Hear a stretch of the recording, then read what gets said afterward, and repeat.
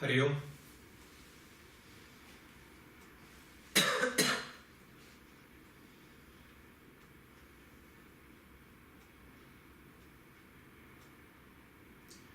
Please close your eyes. Your body relaxed. Fingers interlaced and placed in front.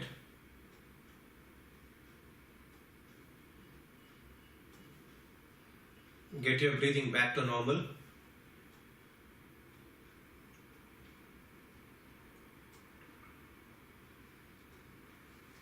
We will chant the mantra Om followed by Shanti Pataha.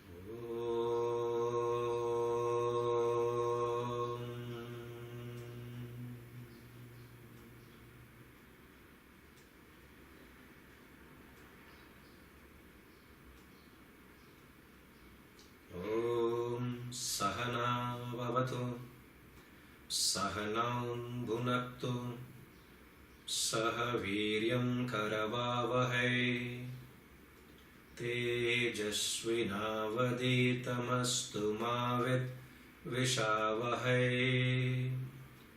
Om Shanti Shanti.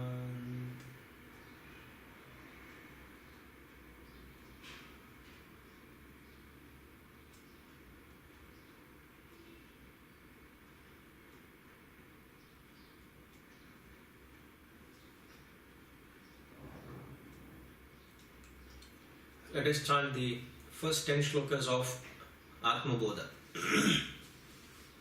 including the invocatory prayer.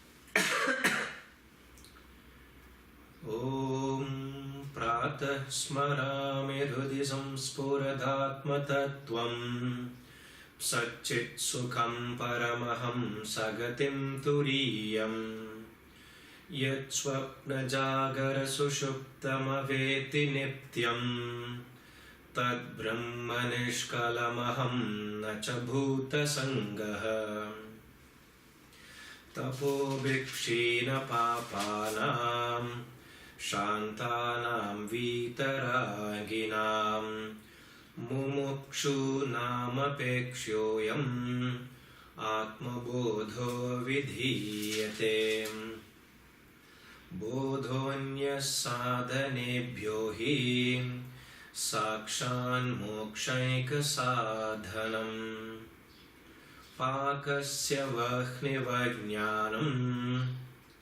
vina moksho na siddhyate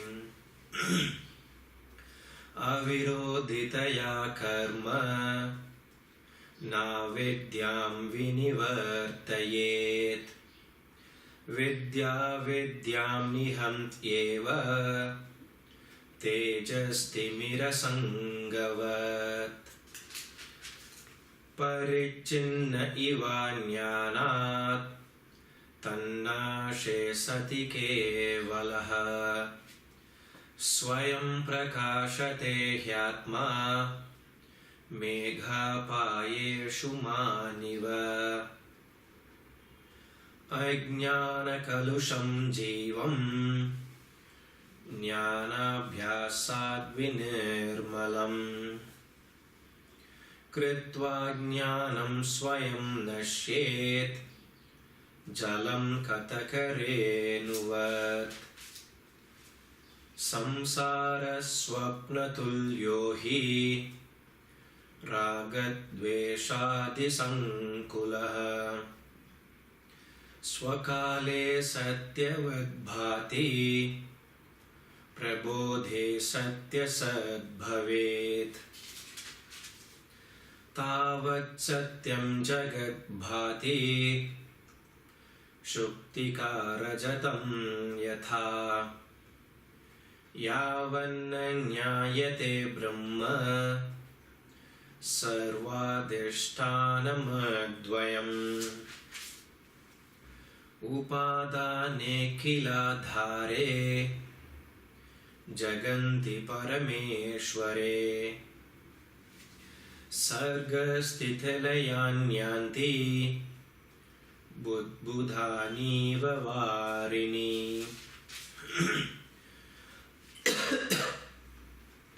सच्चिदात्मन्यनुस्यूते नित्ये विष्णौ प्रकल्पिताः व्यक्तयो विविधाः सर्वाः हाटके कटकादिवत् यथाकाशो ऋषिकेशः नानोपाधिगतो विभुः तद्भेदाद् भिन्नवद्भाति तन्नाशेस्केवलो भवेत्।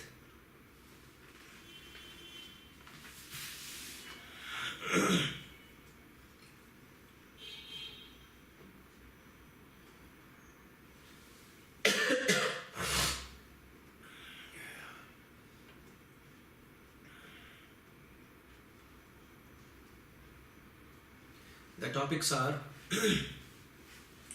role of faith,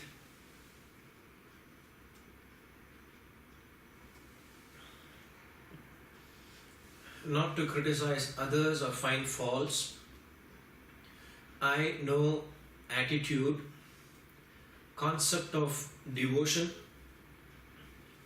have a purpose in life, do not justify your actions, what toys that bring joys. Today's topic is desiring versus deserving.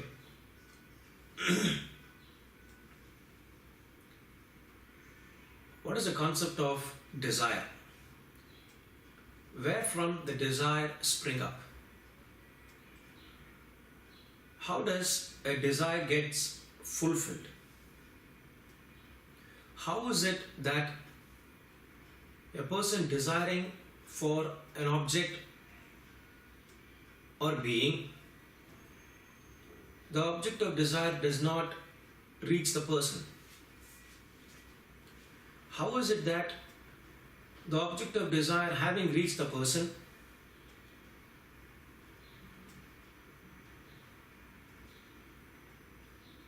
the person loses it, the object or the being? So let us discuss this first. Desires. Today's desires are not something which we have thought about it this morning, last evening, or day before yesterday.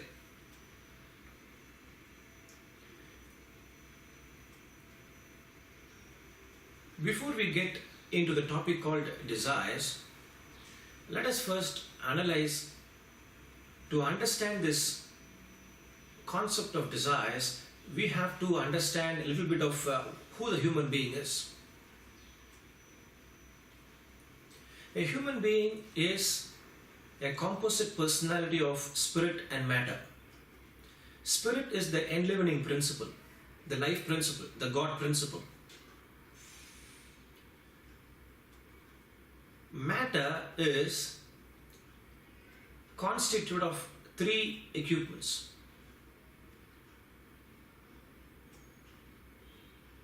physical body, mind, and intellect. Friends,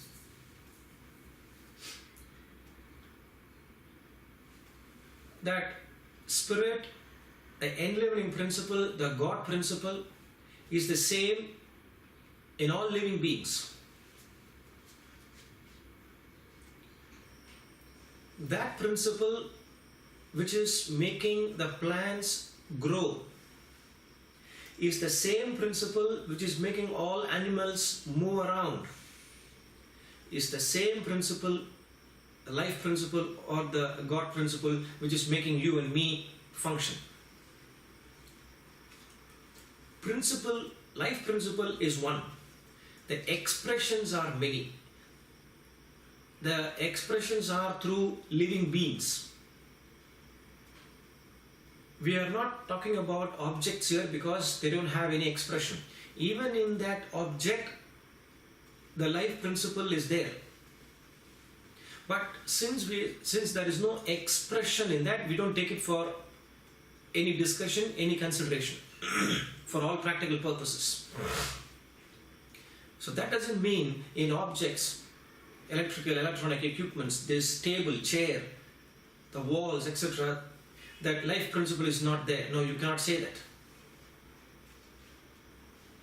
That principle which is making the table stand, that principle which is making the floor stay in that position, that principle which is there in the structural engineering design, that principle is the same as plants, animals and humans.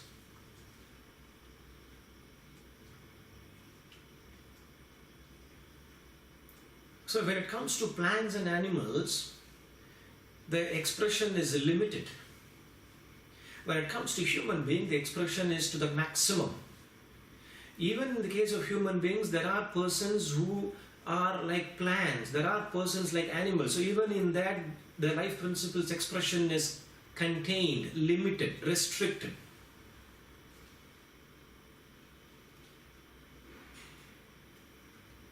But the potential to express is there in everything.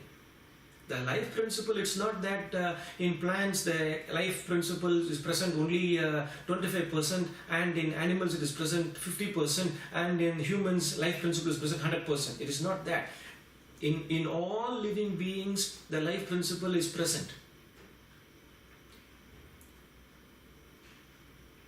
Swamiji always used to give this example.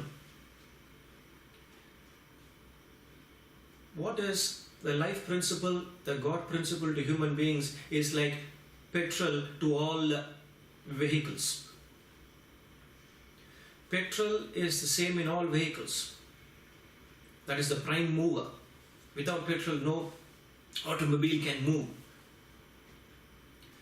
Petrol being the same,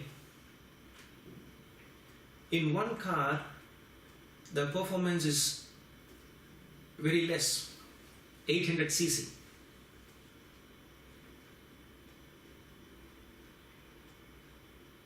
In another car, petrol is being the same, the performance is much better, 1500 cc. Whereas in a Formula 1 car, I don't know whether they use the same petrol or something else, assuming it is the same petrol, the performance is to the maximum. The car moves at 280 or 300 kilometers per hour speed. The prime mover, petrol being the same in all the cars, the performance varies. Same way, the life principle is same in all human beings. The performance here is the expression, varies. The expression or the performance in vehicles depend not on the prime mover petrol, but the type of engine being fitted. The type of engine determines directly the performance of the vehicle. Same way, friends, Atman, the Sanskrit word for life principle, is the same in all human beings, but the way how a person functions depends on the inner personality, the mind and the intellect. This physical body is equivalent to the outer automobile, the outer container, the outside body. The engine is equivalent to the mind and the intellect. how the engine propels the outer body of the car. It is the mind and intellect which propels his physical action performed by the physical body. Petrol is the prime mover. Life principle is the prime mover. Without petrol, no automobile can move, whatever be the type of engine fitted there. Without life principle, without Atman, no human being can function, irrespective of what the inner personality, the mind and intellect is.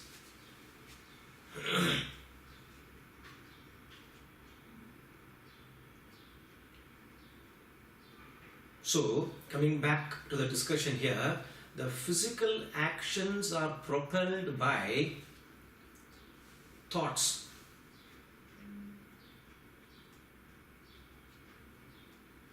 When the thought is not questioned, not analyzed, not discriminated, not reasoned, impulsively, if the physical action is performed by this unquestioned thought, that action is termed here as an impulsive action. And this action originates from unquestioned thought, or the predominant like, dislike, which is given the name here as manaha, manas, the mind. If the thought is questioned, discriminated, reasoned, and that questioned thought propels the action, then this action is called a discriminative action. Here discrimination doesn't mean black and white, rich, poor, not that discrimination. Questioned, analyzed, thought about.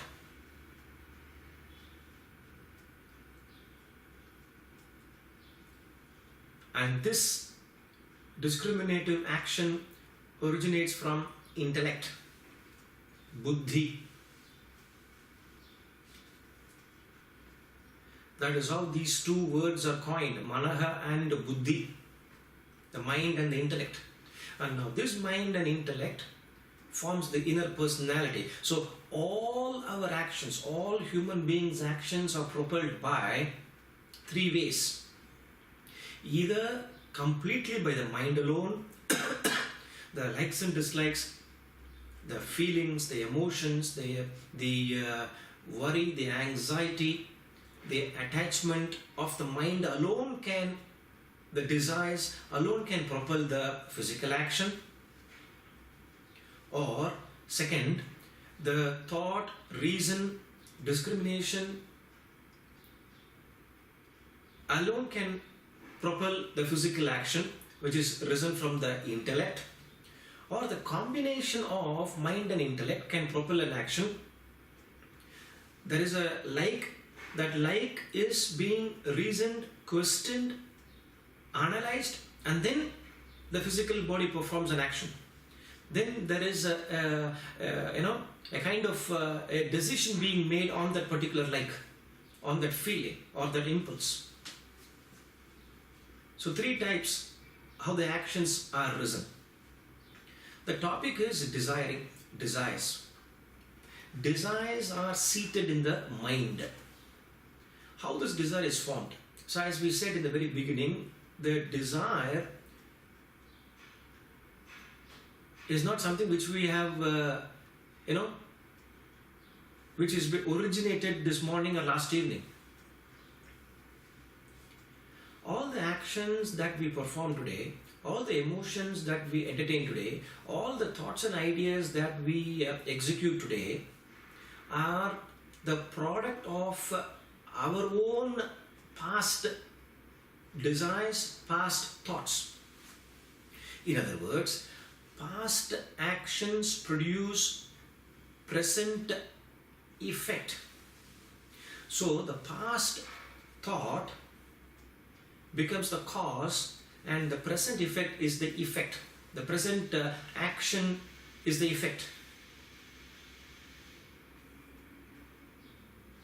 present action itself is the cause, and future desires or actions becomes the effect. Hope I'm not confusing.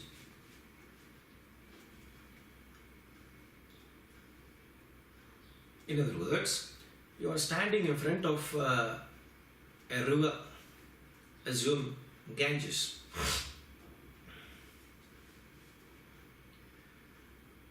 When that large quantity of water being, flowing there in front of Varanasi, a person is asking from where this water is originating. You say, this starts from a place called Gangotri, a place called Gomukh, above Uttarkashi.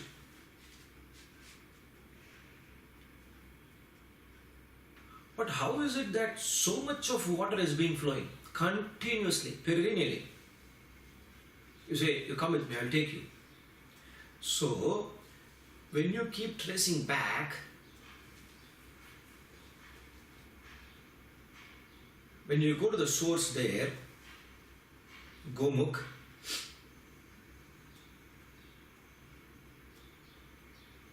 I have gone up to Gangotri. I have not gone to that source, Gomukh. You need special permission and you have to be physically fit because the oxygen level is very less and you're going to travel by a pony. So I didn't have the opportunity to visit that origin of Ganges, Bhagirathi.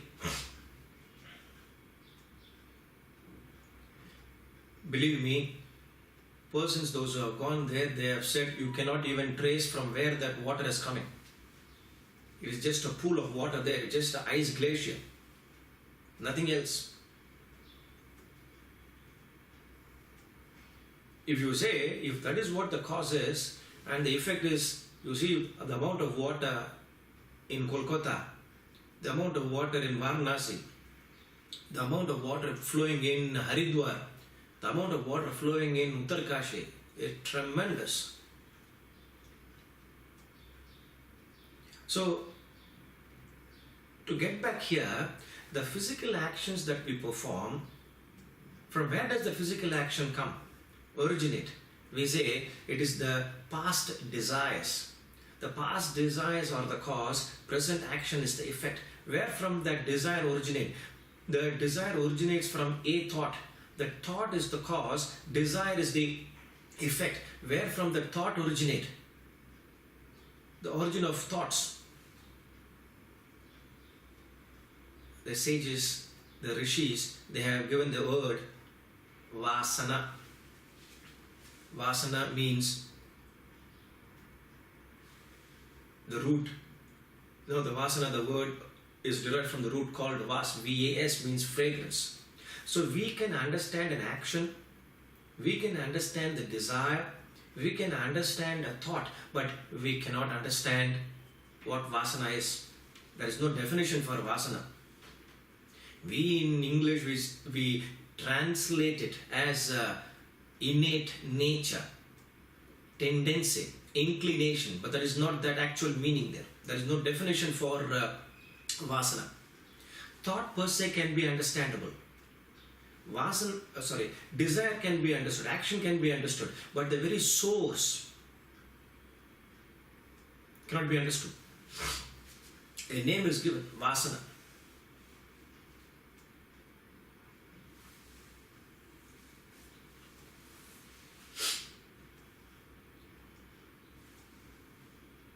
The first question here, how desires originate? Desires originate from thought, thought originate from vasana. Then you will have a question, you will ask a question. Is it from this birth or the previous birth? Since we do not know what that previous birth is, we do not know where we were before birth, this birth, it's a hazy area. Just leave it.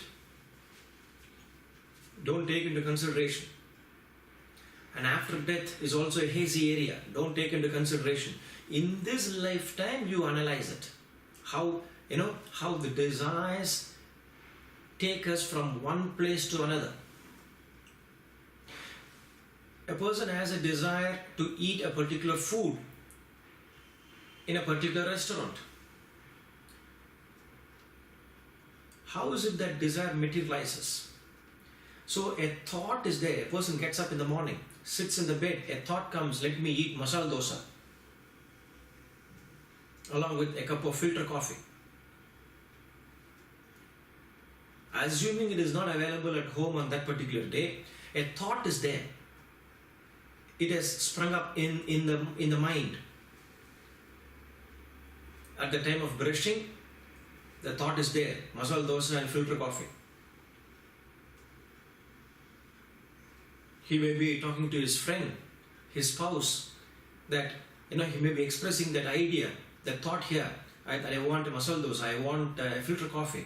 It is not available at home. Then that thought is getting nourished, watered, and it becomes a desire. It becomes very powerful, and that desire propels this person, practically pushes this person to that restaurant where that masala dosa is available, filter coffee is available. Till that physical action is performed, the desire propels the person. There are instances where the thought is there, desire is there, but action is not taking place.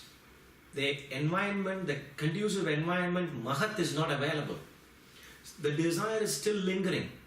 Till that conducive environment is created, the desire remains a desire. It agitates the person till that person actually fulfills that desire.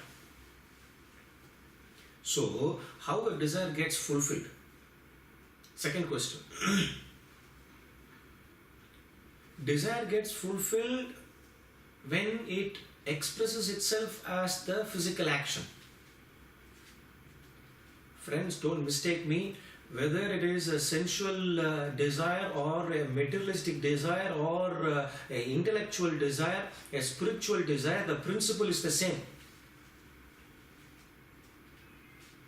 A sensual thought gets nourished as a sensual desire, gets expressed as a physical action. A materialistic thought gets expressed as a materialistic desire, gets fulfilled as acquiring that material wealth. That thought to be an intellectual, to acquire qualifications, masterly qualifications, degrees from various universities, becomes a desire to possess various degrees from various universities, actually expresses as physical action. The person goes and enrolls oneself, 4 years, 6 years, whatever be the program, acquire that degree certificate, then the expression is complete. Exactly same way, friends. A thought to be spiritual becomes a desire to be spiritual and leads that life of spiritual life, that sadhana, that practice. Principle is the same, whether it is a material path or a spiritual path. The methodology is also the same. Now the question is how the desire gets fulfilled. If you analyze, a person, since we have brought in these concepts of materialistic, sensualistic, intellectual and spiritual, if you analyze this, then the subject is complete. A person is all the time thinking about lust. A thought is there.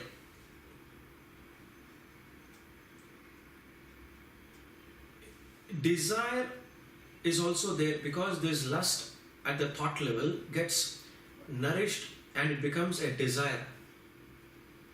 When there is a desire, that insatiable desire is there. Now the point is, at the physical level, the action is not complete because the person craves for it, is obsessed. Where there is obsession, the object of desire doesn't reach the person. Where there is craving, the object of desire doesn't reach the person. The person is extremely frustrated. Only when that desire is dropped from the mind, no, I don't think I will get it. Turns, as it were, turns his back towards that desire. Not physically, because the object of desire has not reached him or reached her. At the thought level, the person turns. In technical language, the person drops that, renounces that thought, that desire. That moment, the object of desire reached the person. This is a secret.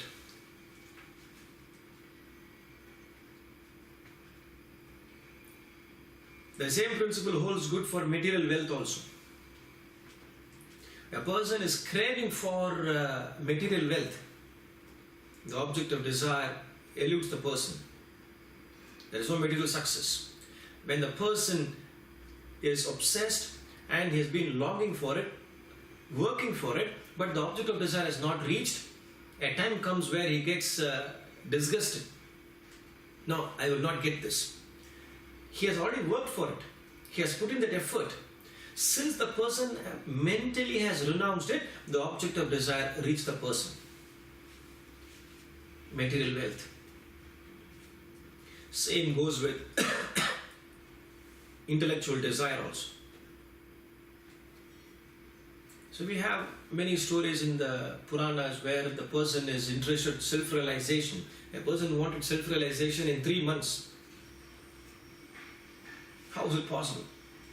Okay, you want self-realization in 3 months? Yes. The person was, as usual, acquiring knowledge from external sources, books, from an ashram, in an ashram, from a tutelage. And just before the end of 3 months, the person understood that in 3 months there is no self-realization, and he extended the period for another 3 months, like all other extension. Because the desire is not complete. The desire is to attain self-realization.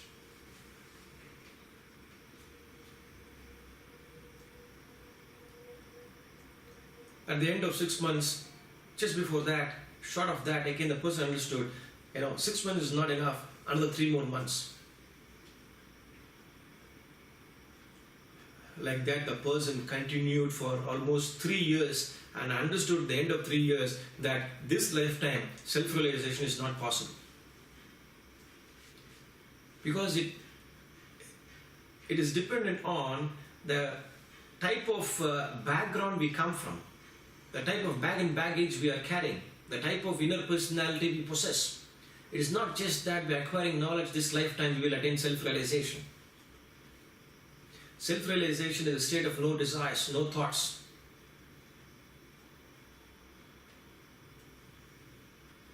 So coming back here, that object of desire, reaches the person. Now, we have analyzed that. So when that craving part or the obsession part is not there, then the object of desire reaches. This is the same principle how a sports person, attains gold or wins a cup. I'm not talking about at the ordinary level. I'm talking about in the international level. But the principle is the same even in domestic level or the international level. You have desire for that particular sport, passion in that particular sport, and yet you are not craving, obsessed for that particular cup or the gold. Swamiji always used to give this beautiful example.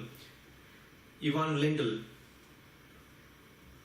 a greatest tennis player, is from Czechoslovakia.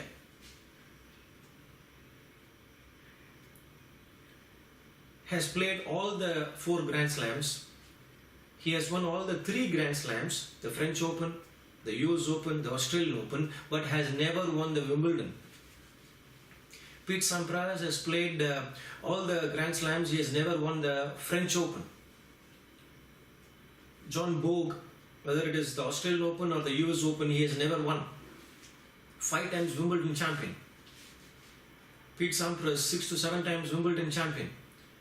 Ivan Lendl, 3 to 4 times French Open champion. But how is it that world number 1 for weeks together not able to win a particular Grand Slam, a particular cup, French Open or the Wimbledon or the US Open or the Australian Open, only that particular tournament, because they are obsessed with the thought of getting that cup. So when they play, they have passion in that field, but when they are actually playing that tournament, they are not seeing the tennis ball, they are seeing the cup. Because that particular cup eludes them. It is not there in their drawing room.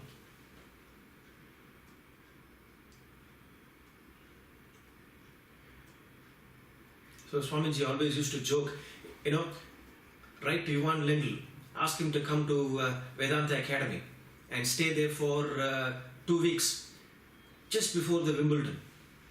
I'm talking about many years back when he was playing. Ivan Lendl did not come to Vedanta Academy, and Ivan Lendl, even today, till today, he is retired, he has not won the Wimbledon. And he's a coach for other champions now.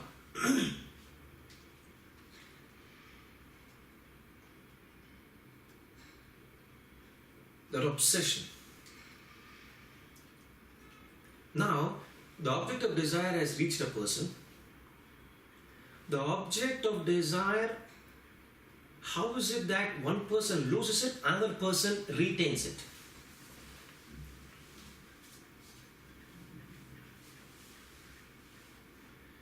When a person has put in effort, time, paid the price for it, and now the object of desire has come to the person, the thought is, I should not lose this. That object of desire should be with me forever. I may outlive that object, but that object should not leave me. The same principle holds good for even a being also. So when there is again an attachment created in the mind, that fear of not to lose that, it is the mind again which is playing the role here and not the intellect. Hence, as the saying goes, attach, you lose it. Detach, you gain. The object of desire by force is taken away. For a simple reason that the mind is playing a role there.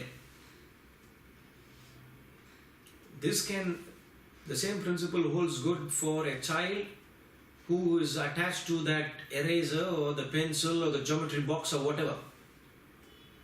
The doll, a person attached to status, a person attached to family, attached to wealth, position, etc. The principle holds good. So when a person is attached to the concept of self-realization, the object of desire, self-realization, eludes a person.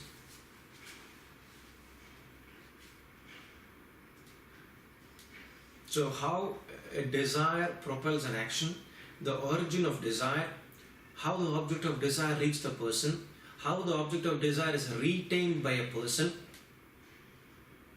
These are all the concepts of desires.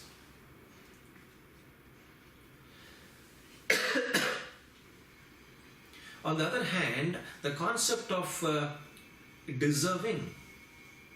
A stone which is fit for the wall is not found on the way. Richard Trench. Meaning, we all complain that I am fit for getting that promotion. I am fit to attain that person. Attain that person means I am interested in that person.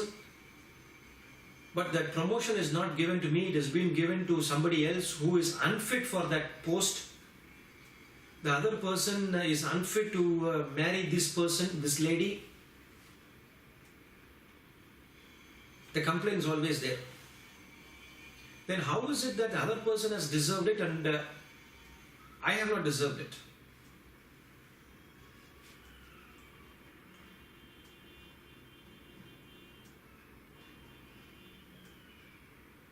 So, when we pay the price for it, the price here is the sadhana part of it. The sadhana part here is that mind which is not getting attached, the mind which is not craving for it, that understanding that my role is to, put in that effort, not to get obsessed, crave, long for it. And when I have paid the price, see, the price here is not at the physical level, the price is at the mind level. So when I pay the price for it, the object of desire reaches me, and that's when I say I fully deserve this. And when I say I fully deserve this, I don't take it egoistically. I offer that object of desire which has reached me. I offer that very thing to the higher, because it is the life principle through the desire, through the physical body, is performing the action. So I offer this as it were to the master within me and not take the credit myself. When I take the credit myself, then again the mind plays a role and the intellectual clarity is not there, and I get attached to that object of desire, and that object of desire perforce is taken away.